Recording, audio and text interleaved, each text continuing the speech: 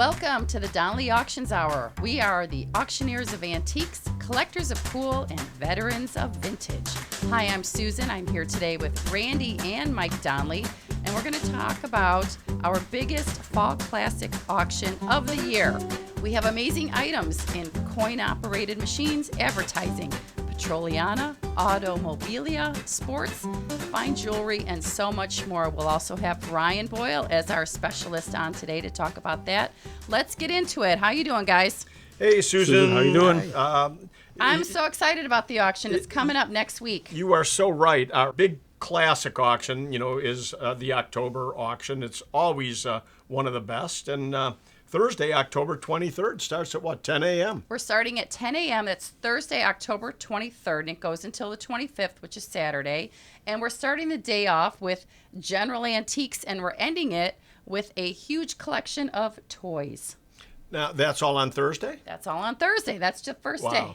Now, most people know our Fall Classic for its Friday night auction. It's the only time of the year, really, that we run a nighttime auction.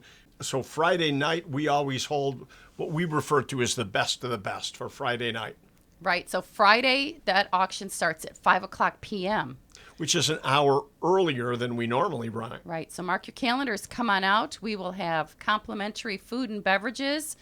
You come in and get registered at the door. It is free admission, folks. So let's talk about some of the items we've got coming up at auction. As you said, Ryan is with us today. Ryan Boyle is our expert. I always call him the trifecta because he's an expert in 3 fields. Thank you. And, probably more. We just haven't found out what that is yet. 3's enough, let me tell you. 3's enough, 3.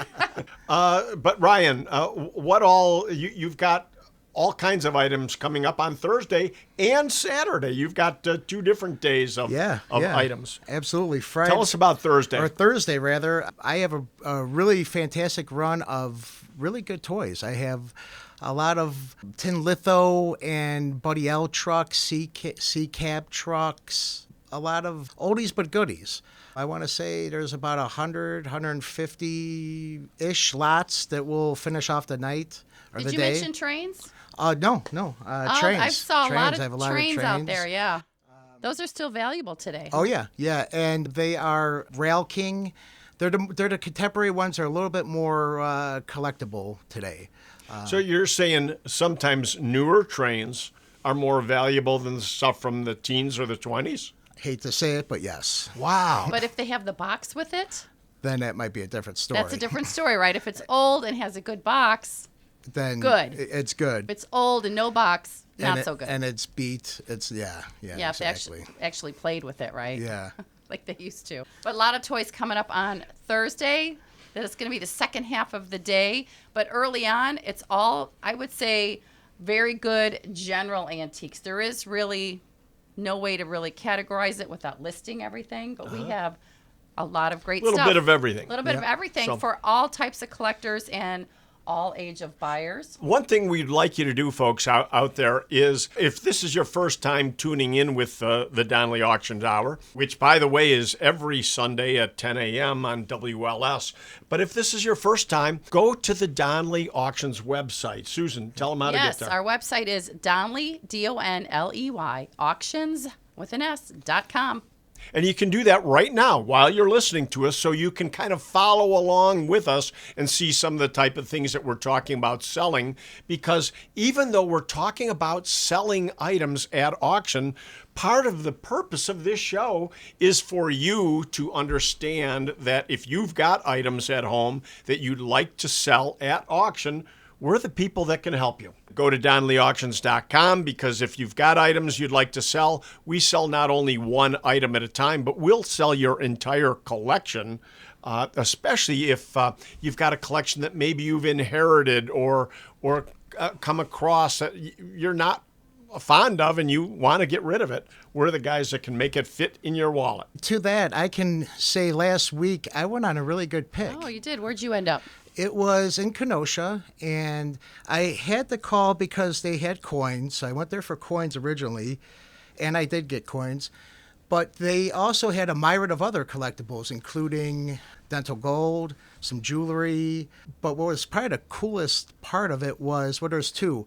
The Tiffany lamp, and they also gave me a box of watches. And so I was kind of just thumbing through and said, well, when I get back, I'll evaluate everything and let you know. And when I go through it, I find a Omega Seamaster, I find a couple Hamiltons, and then I find a Patek Philippe 1485, which is a very scarce movement. I'm evaluating it at $5,000 to $10,000. Really? I haven't seen that one yet. I got to see it. And these were just sitting in her watch box just for 20 years, 30 years, probably haven't seen the light of day, had no idea what they had sitting there. And this is really the reason we keep talking about sending stuff to auction, because you have stuff at home, you may not really understand its value. And we see this all the time when people bring in stuff from garage sales that they just bought. You know, they paid $5 or $10 for it and it goes here for $500 or $1,000. Yep. In fact, I look at Facebook Marketplace all the time because I pick up some great bargains on there. Yes, you do. Mike keeps buying off of Facebook. Once in a while, you get a call, Randy. Hey, Randy, I'm at a garage sale. I'm looking at this helmet, this military helmet. What can you tell me? I got a good deal on it. Should I buy it? I do hear that all the time. People calling, wanting to know what they should do. But, you know, I want to mention one more thing to both Mike and Ryan's point. Ryan said he picked up, in this last pick, a Tiffany lamp. Now, in most cases, folks, Tiffany refers to a style of lamps. So when most people are talking about Tiffany lamps and Tiffany glass and Tiffany windows, they're really not Tiffany. They're of that design, of that style. And of course, it was so popular that it was reproduced decade after decade after decade and is still being reproduced today. So most times when people tell us, oh, I've got a Tiffany lamp, they're worth $100 to $200, sadly. Now, Ryan, however, picks up this Tiffany lamp, and it's signed Tiffany. It has a signed shade. It has a signed base. And it's not one of the higher grade Tiffany's, but this lamp is still probably going to bring somewhere in the vicinity of $10,000. And these are the kind of things that show up in people's garage sales all the time at the price of $100 to $200. Yep. And that's what we don't want to happen to you. You need to call us, and we'll help you. We'll guide you through trying to figure out what the value of your item is. Can you give us a little description on what the lamp looks like? Because when I first saw it, I thought it was a big tabletop lamp, you know, with the big shade. And then when we saw it, it was a little bit shorter. Mike, you take over on that. Beautiful, yeah. I was not expecting it to look like that. It's actually a bronze, what's referred to as a harp lamp. It's a small table lamp or a desk lamp. And it had what is called a Fravril glass shade on there. Easy for you to say. Fravril? That's how you say that? Fravril. F-R-A-V-I-L-L-E, I believe it is. Fravril glass shade, which is a certain type of art glass shade on there. In fact, the shade is unusual because it's signed L.C. Tiffany, which usually they're just signed Tiffany, but L.C. Tiffany it's a great piece. And folks, you can see it. It's already on our website. Yep. Because it's being sold in the Classic. It's being sold in October here, isn't it? Yes, it is. That one's on Friday night. Remember, I said the hottest of the hot, the best of the best. Friday night, starting at 5 o'clock. That's October 24th. Go to our website at donleyauctions.com. Click on the red button, and you can see all of the items that are up for auction. Yeah, I think the Tiffany lamp is right after the big... After the big stained glass window. After the big stained glass window, yeah. So... Wow. Yeah, which we're getting tons of people emailing us on. Yeah, over the weekend we got in that. 3 or 4 questions about it. That's definitely going to be a highlight of the auction. But, you know, Ryan, I don't want to be a story topper here, but I guess I do. But I'm gonna. So Ryan this week went on what he refers to as a pick, and I got a phone call too. I got a phone call from a wonderful couple in Arlington Heights. They originally called with some slot machines and pinball machines, which unfortunately right now we're kind of booked for this auction, so I couldn't act fast enough to get those in the October auction. We don't want to overstock our auction either. But what they did have, sorry, Ryan, 2 wonderful cars, 2 Cadillacs, antique Cadillacs, a 1931 coupe convert, and a 1937 4-door convertible. Oh, man, these cars have older restorations. They're just gorgeous. They both run beautifully. And I did run to Arlington Heights, Ryan, to pick them up, and they will be in the October auction, folks. We always try to have a few cars in the auction, never more than, say, 20 cars in one of our auctions. But our sales speak for themselves. We do very, very well with vintage and antique cars. Yeah, I know a lot of people would say, well, why would you send them to Donley Auctions? Because we get, there's only so many customers out there, and we know all the same people that everybody else does. So we can give you better service. We can usually give you a little bit better deal on the commission, too. And you're so right, Mike. You're so spot on with that. People always say, I just don't understand why people consign cars to you when there's specialized car auctions out there. Well, if you get the results, when you get good prices, people stand up and take notice of that, and we've been very, very fortunate. In our car sales, they've done very well. We also have a worldwide audience. We have thousands of people looking at our auctions. Don't forget about that Thunderbird, too. Oh, that's a beauty. That's a beauty. That Thunderbird is so neat because it's a 1959 that was a one-owner car. Now, it's two-owner now because the owner who consigned it bought it from the original owner, and the original owner was actually a Ford dealer. So the family that owned this car from 1959 until just a year ago, they actually had this in the family all these years, Ford dealers, and it has everything with it. It has all the manuals, it has all the service work that's ever been done to it, and it's original. It's just a beautiful survivor, I'm going to call it. Absolutely. I saw you tooling around in the parking lot about a week ago, and I got to say, you looked good behind the wheel, Did he come Randy. back? I could see myself using You that as always a wanted daily a driver. Thunderbird, but I thought it was a later. No, I'm later looking one. for an earlier one. For Earlier me, one. I always was in love since I was a teenager with the 56 Thunderbird. They came out in 55. That was a 6-volt system.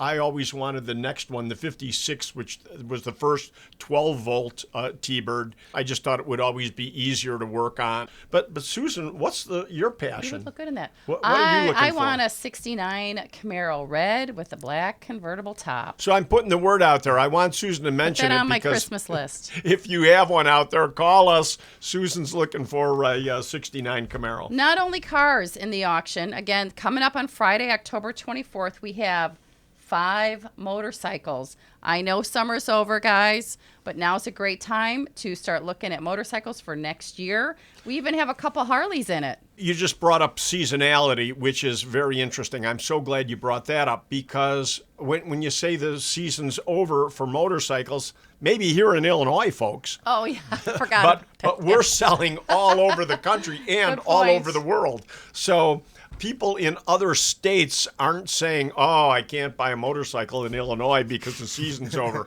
So that's one of your Just the benefits. Cub season is over. If you But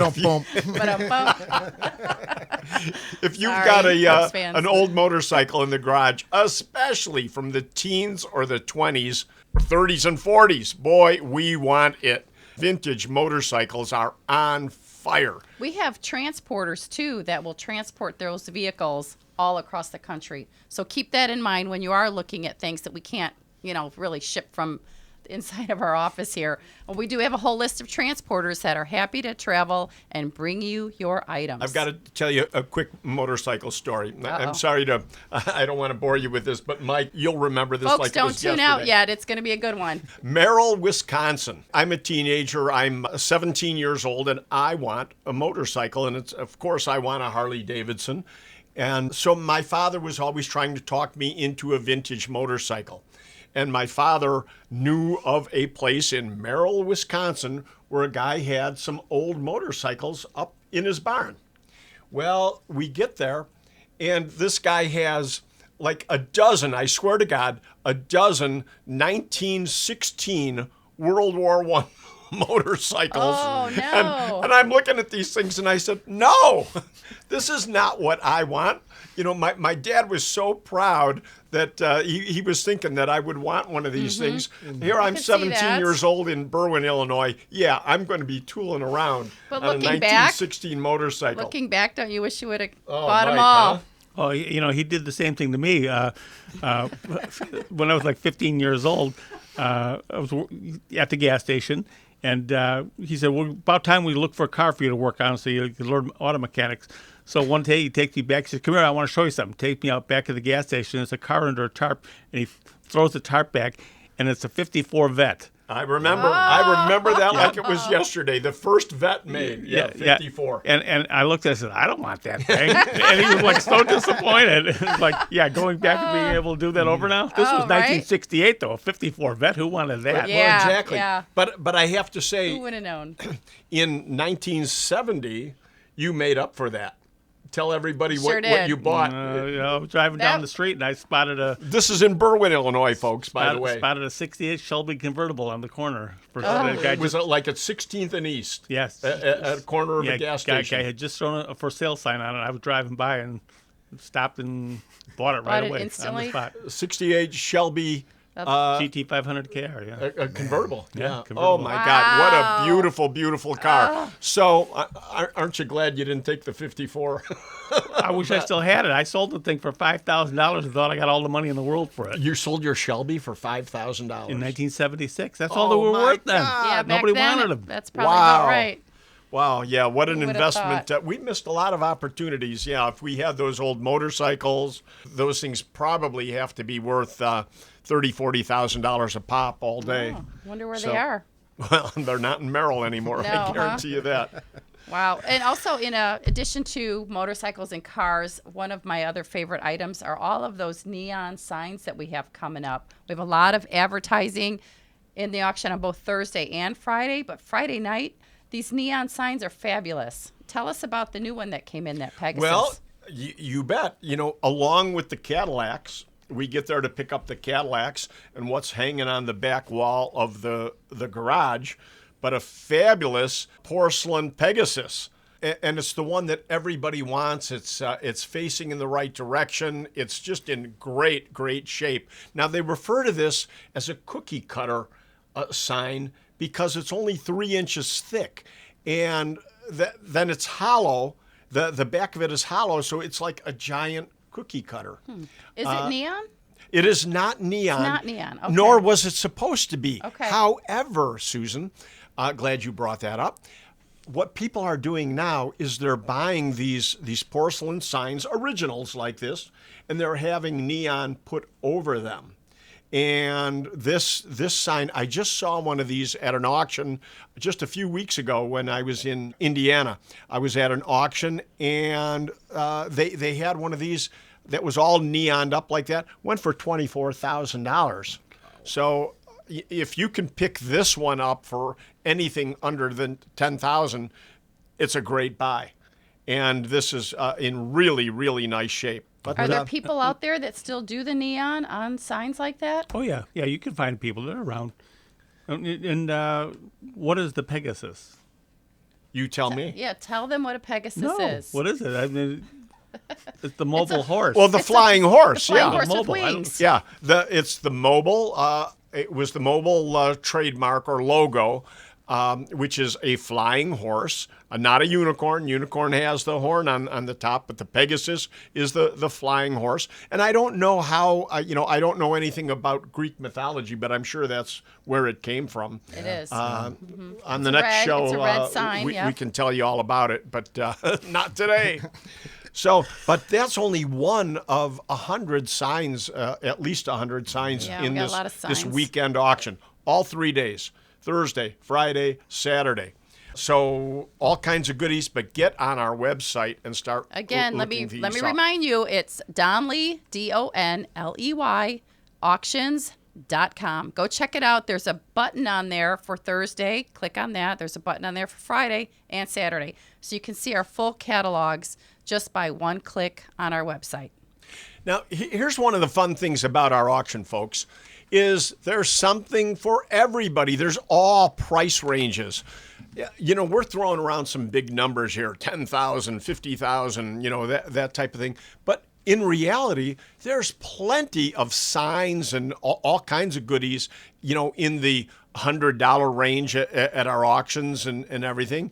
But you can go from $100 for a beer sign, a neon beer sign, all the way up to $50,000 for a rare 1930s Packard neon porcelain sign. I mean, this sign is just as good as it gets. It's original, it's porcelain, it's neon, it has all the elements. It's automotive, and here it is at Donley Auctions.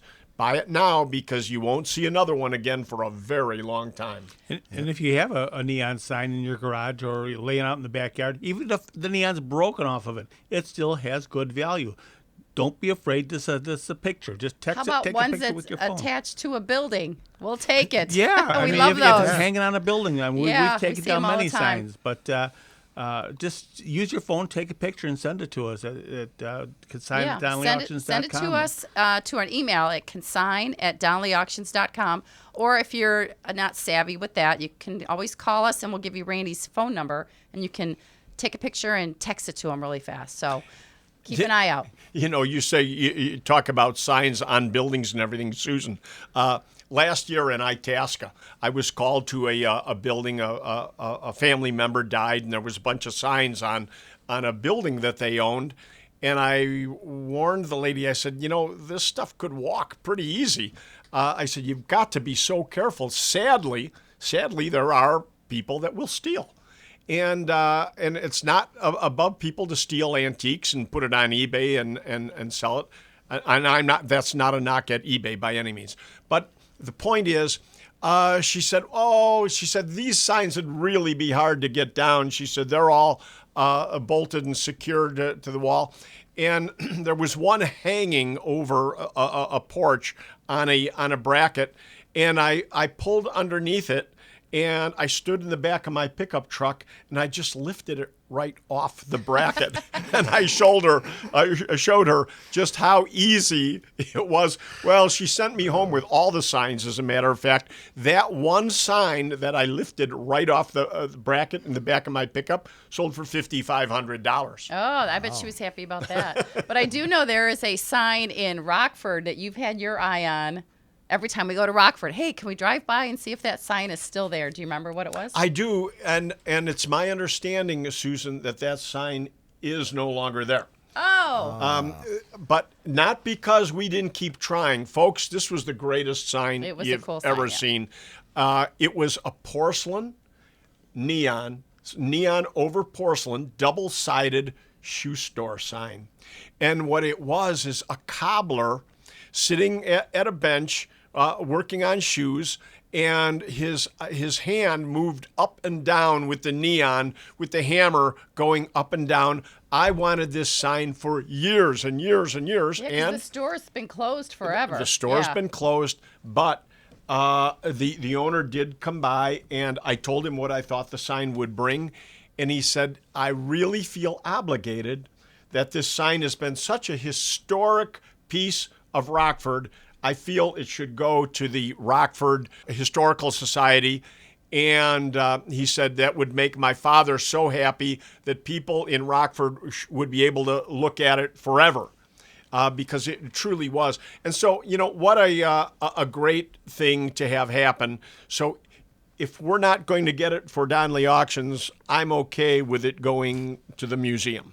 Yeah, that's a good idea. So that's one we missed. You know, and there's one been floating around. We've been trying to track down in Harvard. What was that? There was like off a bar or something like that.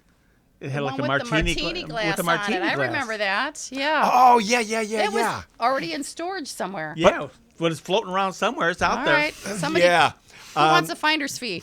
Well, but I'll tell you, you guys are off on that. It actually, I saw it in the garage. What I was doing in the garage of a strip club, nobody knows. Oh, there's a story for another episode. And we're not going to talk about. We're running out of time, I was Donley. looking at antiques, but I truly was. I know they were old, but don't call them that old. I was in the garage of a strip club in Rockford. It was not Harvard, Mike. It was actually in Rockford.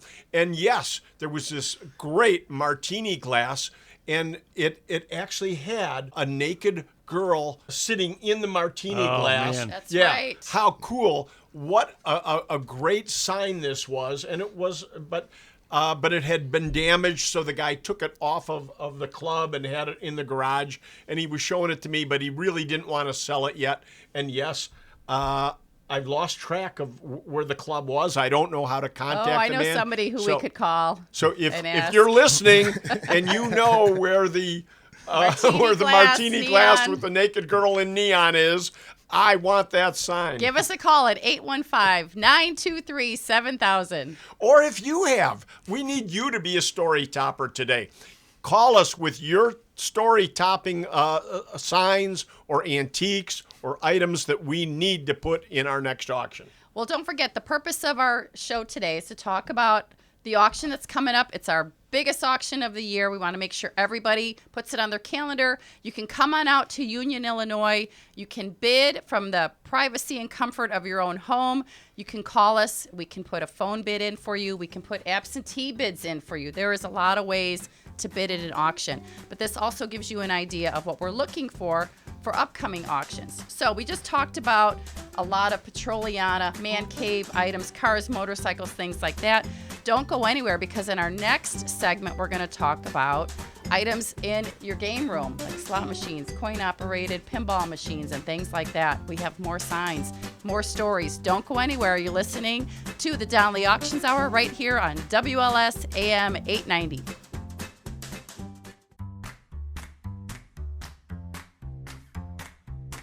Welcome back to the Donley Auctions Hour. Thanks for sticking with us during that break. We are an auction company located out in Union, Illinois. We're only about 45 minutes from O'Hare Airport. We're talking about our October Fall Classic. It's an annual auction that we hold October 23rd through the 25th. So we want to let you know what we have coming up in that auction in case you would like to bid on it. We want to let you know how you can consign any collectibles or antiques that you would like to put into a future auction. And now we're going to talk a little bit about Friday, Saturday. We have coin-op machines, slot machines, and we're going to talk about coins and jewelry. So stay tuned. I'm here in the studio with Mike and Randy Donley and Ryan Boyle. Hi, guys. Hey, Susan. And I want to throw this right out to Ryan because Mike, I, and Susan kind of hogged the microphone in the last segment. So, Ryan, tell us what all you've got coming up in broad terms. What all do you have coming up in the Classic? I have a really cool day, I have to say. I have diamond rings, gemstone rings, gold necklaces, gold bracelets, silver bullion, silver coins, graded currency, and then I have a lot of dental gold. Wait, dental gold. What exactly is that, Ryan? I'm afraid to ask. Dental gold is... Dental gold. I'm talking about gold crowns, gold bridges, gold work, dental work. That's what I thought, yeah. Biggest point is dental gold, you normally end up getting it from dentists. Yep. And that being when they changed the fillings out, and modern technology took over and they had nice white porcelain to put on in people's mouths. Yep. They got rid of the gold. Thank goodness. So dentists ended up with a lot of this gold that they had originally put in people's mouths. And then it came back out, and it's now being scrapped for really good money. Yeah, absolutely. I mean, gold is crazy right now. It's what is it today? North of $4,000 an ounce. So, wow. Just to give you a little idea, a year ago it was at $2,600. 8 to 10 years ago it was $1,400. So, wow. And me and Mike were talking about a week or two back, and I think he said back in the 80s, like 1 ounces of Cougaran were like 300-ish. Yep, $295. I think in the early 80s it was $295 an ounce, which is crazy. So you went from $295 to $4,200 for that exact same coin. Nothing's changed with the coin, same exact coin, same year, same everything. What has changed is the purchasing power of your dollar. Wow. So that's, as far as an investment, geez, I wish I had a whole boatload of it. So you've got a lot of gold in this auction. You've got a lot of silver and other jewelry. Coins? Yes. I have a couple gold coins. I have a lot of silver coins. I also have a lot of gold pocket watches too. Let's get back to coins for just a minute, Ryan, and explain to people. You know, people say to me, why would I sell coins at auction? Why don't I just go to a coin store and sell my coins? What advantage is there to people selling coins at auction? Well, number one, it would be that anytime you sell something, you are basically getting an offer of what that person feels that it's worth that day. Somebody's opinion. Someone's opinion, it obviously would benefit them because they're in business.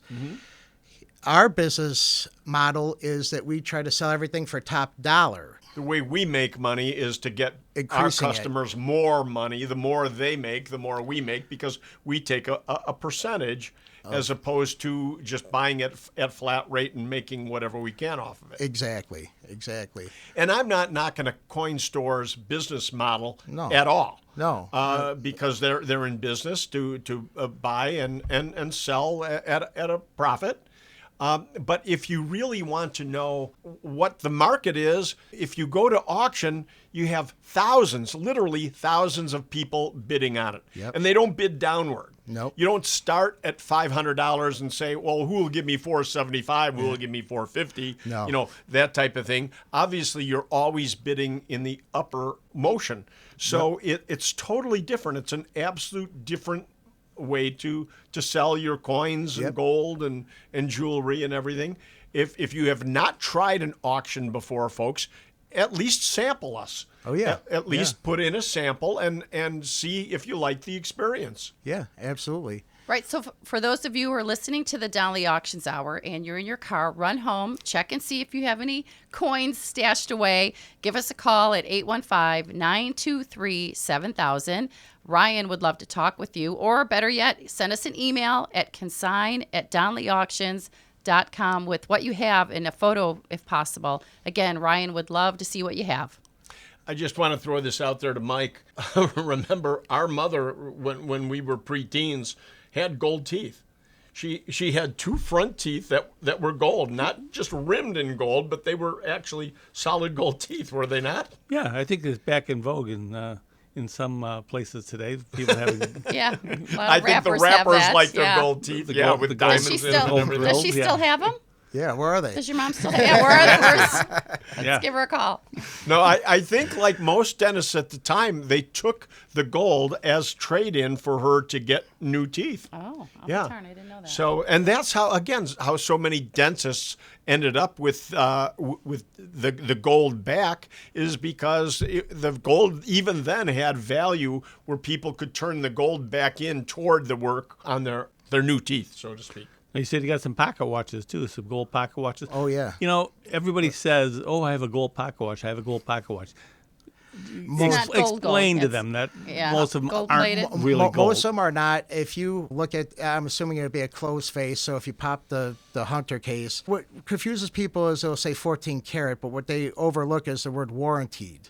Warranted means that it's warranted to hold that particular gold plating. finish for 20 years. So effectively, they're saying that it's plated.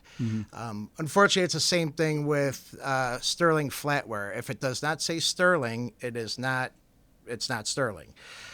Companies made a play off the word where you had International Sterling Company that made no sterling flatware. So you really you have to have the experiences to know what you're looking for. That's but why you work at Donley Auctions. Yeah. That's right. Yeah. Thank So- you, so Ryan, when- for so that when- education. I So when a didn't know watch or a ring or something says gold filled, it is Nothing. plated. It's plated. Yeah. Yes, and There a you lot go. of people don't understand that. So you can have a watch that you think is a gold watch, and it has not a lot of value. And then even like a wristwatch that's gold, if the band is not gold, the only part that is gold is the back of the movement. It's not the entire thing. So you're going from, if a whole watch is gold, you're talking 30 grams, something like that. Whereas if you're talking just the back of it, you're talking 3-4 grams. And then obviously carat has everything to do with it. The higher the carat, the more purity there is, and it's worth more. Yeah, and on some of these older pocket watches, the size of the case means a lot too, because of basically the weight is the values if it's a solid gold case, 14 or 18 karat gold case, the That's value's huge. in the case. Yep. Very seldom does the works Yeah. equal or exceed the value of of Yeah. a solid gold case. Especially today at $4,000, it's hard to. I know we have limited time here today, but guys, I heard you two, Ryan and Mike, talking earlier about a watch that we have in this auction that was actually a pilot's watch that has some very serious history to it. Belonged to a man by the name of Commander John Rogers. John Rogers, and I don't have the dates. Actually, he was the first pilot to fly from L.A. Los Angeles to Hawaii. And it was in the 20s, sometimes in the 1920s. Yep. 1925, thank you, Karen. And the flight, he didn't quite make it. They ran out of gas. They miscalculated their fuel, which was easy to do because you don't know about things like headwinds and such. Yeah. And they ran out of gas, but it was a pontoon plane, so they landed on the water, but they didn't have a radio on board, so nobody knew where they were. So here they were floating. So, talking about when men were men back then, they take the fabric off their wings and make sails and sail for 3 days to Hawaii. And they made it? And they made it. And this is the watch he carried with him on that flight. Wow. The pocket What a watch, great yeah, story. for all his navigation. Provenance Yeah. is everything. What great history. I mean, that's one thing we love, folks, is provenance. Sure do. The story and the history, that goes along with so many of the antiques that we're selling. But what a great piece.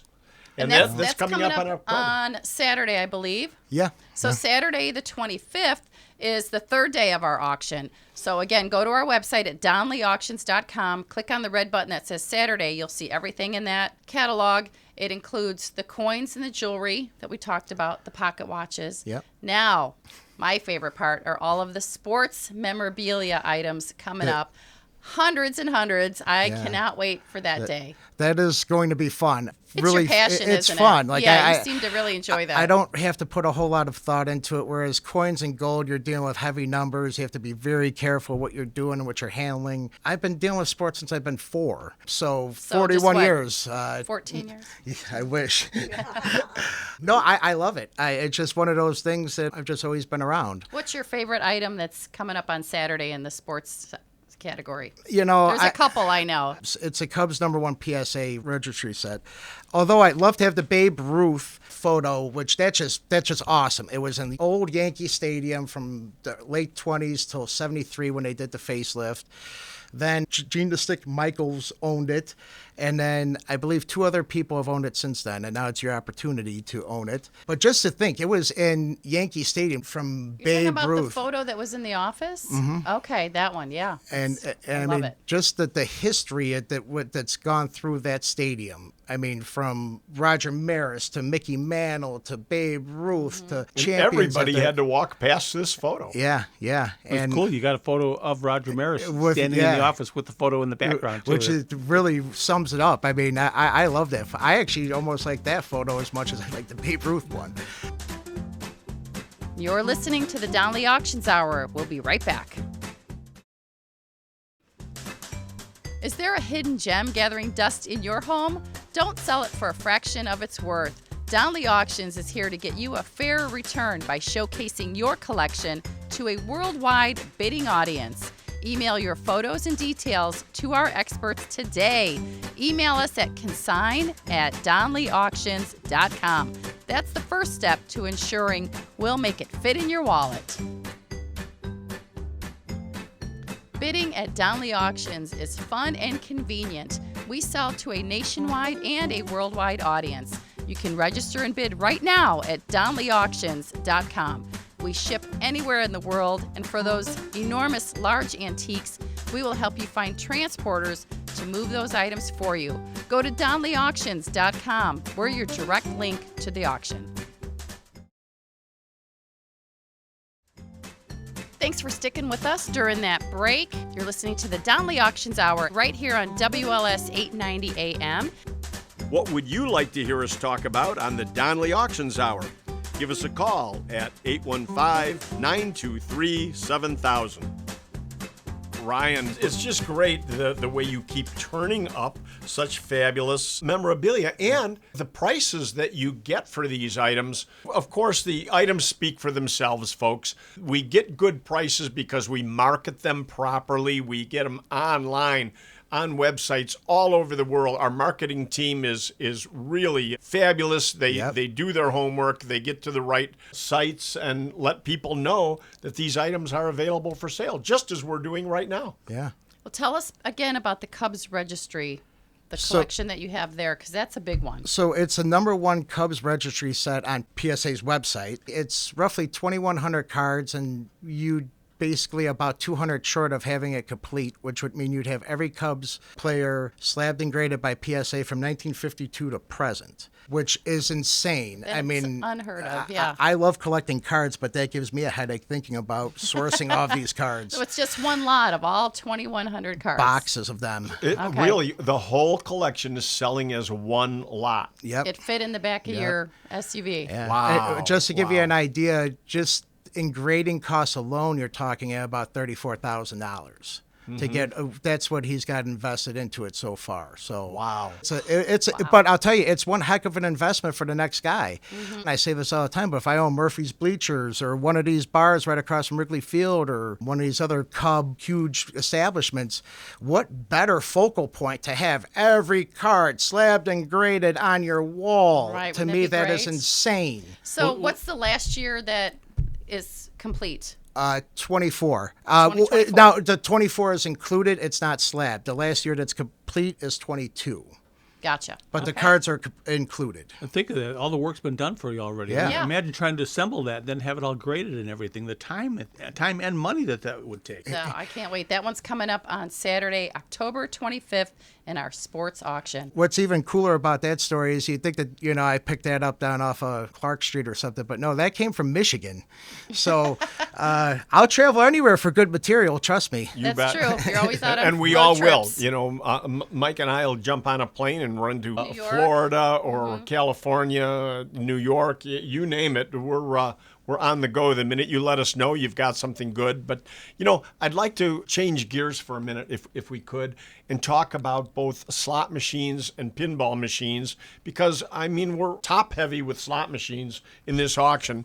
But, Well, there's about 80 80 slot machines which coming is up. a great amount of slot machines because quite they're a all var- different. Quite a variety, yeah. And the thing that I wanted to talk about with both slot machines and pinball machines is the legality of them.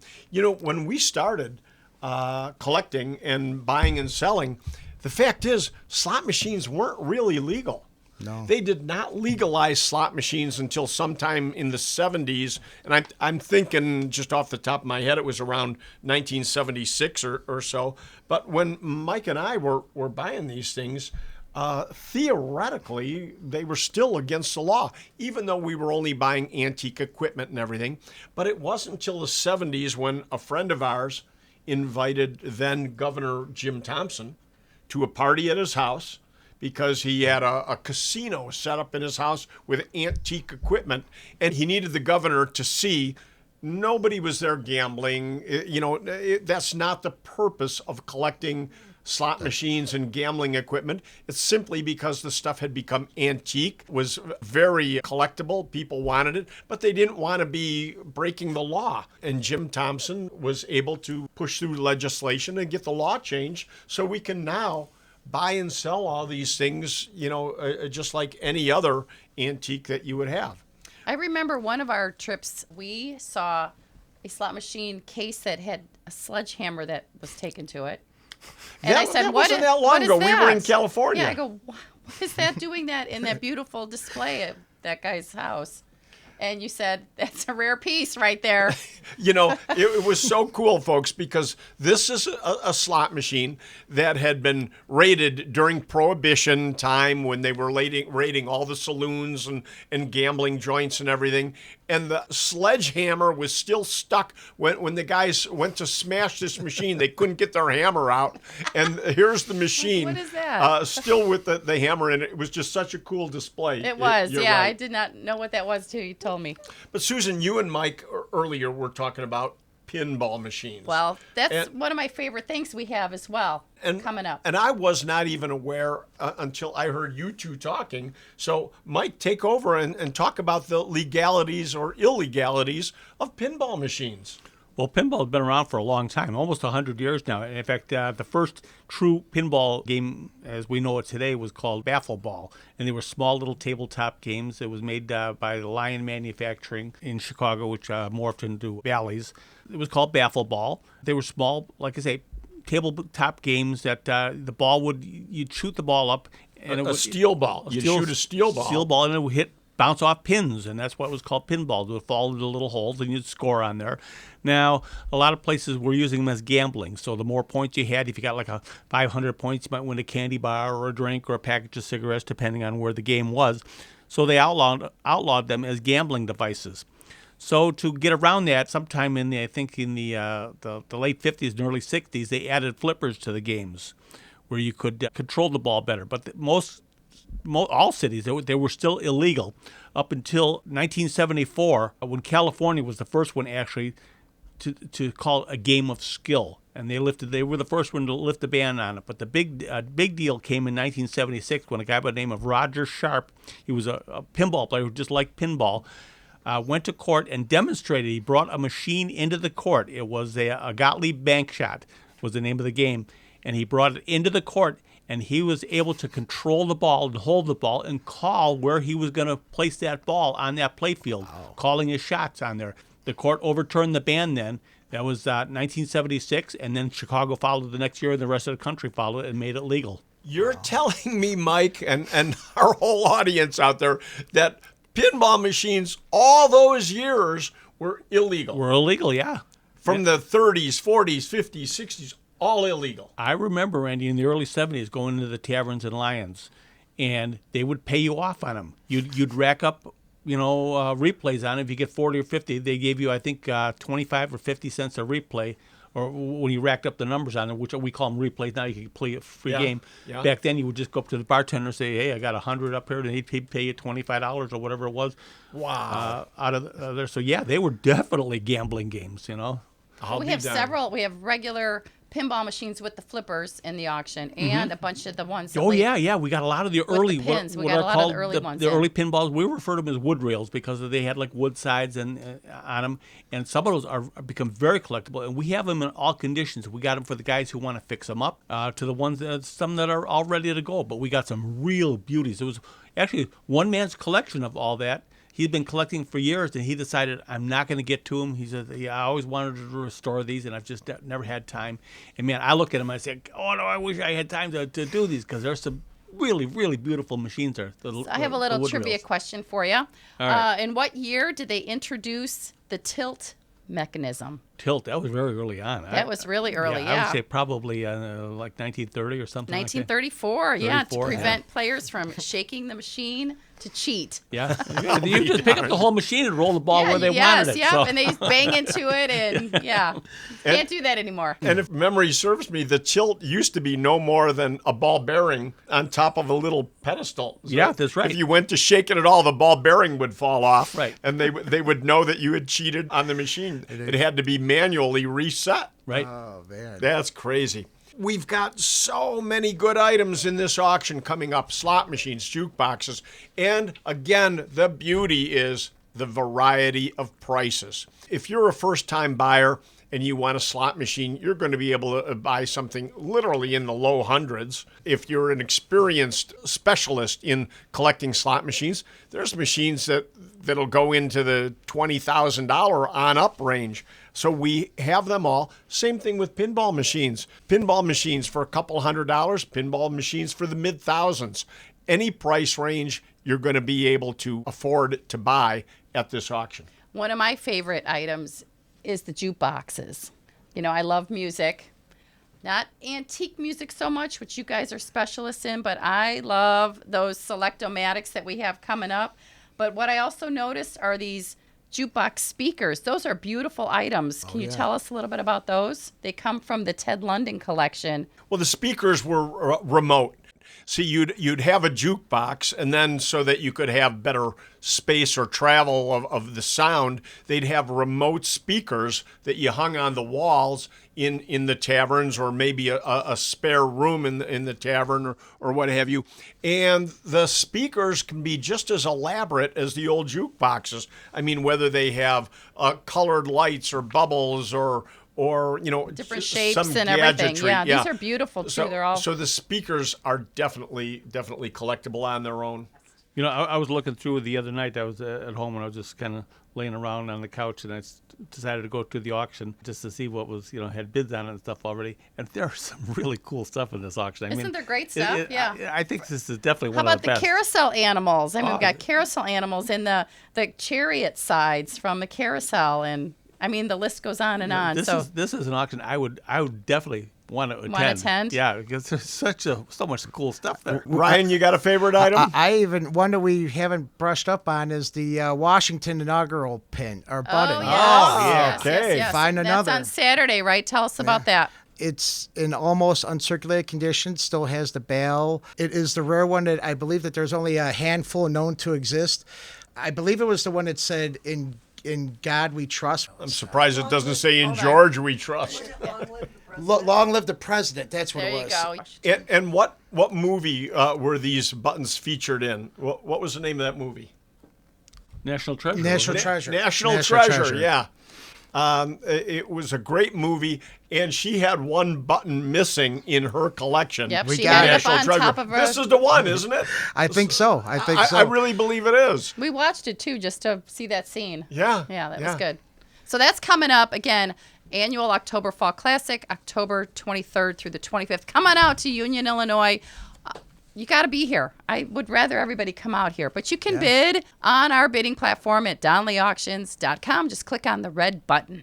Okay, so we've got the auction coming up in October, but we also want to put a shout out there for the Chicagoland Coin Op Show, which is October 24th and 25th. This year, it's being held at a new location at the Renaissance Center in Schaumburg, the Schaumburg Convention Center. And that's something you don't want to miss. It's the best coin op show anywhere. And again, new location, easy to get to. And then Friday night after the show, you're going to want to come right out to our auction. Come out to our auction. Our auction starts at 5 o'clock, and we're only, 25 minutes from the Schaumburg Convention Center? So come on out. We'll have complimentary food and beverage waiting here for you.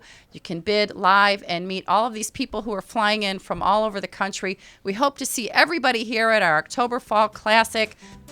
Be sure to tune in to the Donley Auctions Hour next Sunday at 10 a.m. on WLS AM 890. For now, I'm Susan. I'm Ryan. And I'm Mike. And I'm Randy Donley, and And we'll we'll see you at the auction.